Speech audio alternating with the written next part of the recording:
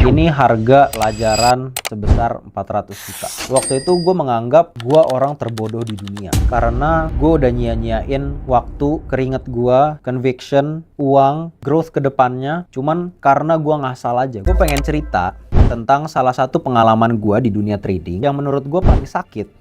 Tapi justru itu membentuk gue yang sekarang. Jadi ceritanya dulu waktu itu gue lagi belajar banyak mengenai technical analysis, Broxum, bid offer, banyak baca buku, gue banyak ikut kelas, gue ikut seminar-seminar, dan gue mencoba untuk mencari strategi apa yang paling fit dengan karakter gue sendiri. Lalu turning point-nya adalah ketika gue udah mulai bisa belajar untuk mengcombine ilmu tersebut dengan ilmu bid offer, ilmu Broxum, dan juga kepentingan owner. Setelah gue menemukan itu, gue ketemu salah satu saham yaitu Pani, dan tiba-tiba salah satu teman gue bilang nih di grup, "Mir, Pani udah approaching level breakout-nya nih, coba deh lu cek." Memang betul, waktu itu level breakout-nya adalah di 5.600, dan ketika gue cek waktu itu Pani harganya lagi di sekitar 5.400 sampai 5.500, dan kebetulan aja 5 menit setelah teman gue ngomong itu, Pani breakout lah dari level 5.600. Ketika dia breakout, gue udah nggak ada hesitation lagi, gue udah menganggap ilmu gue udah mateng, research gue udah cukup memadai, dan ini adalah waktunya untuk put all of my chips in the middle of the table.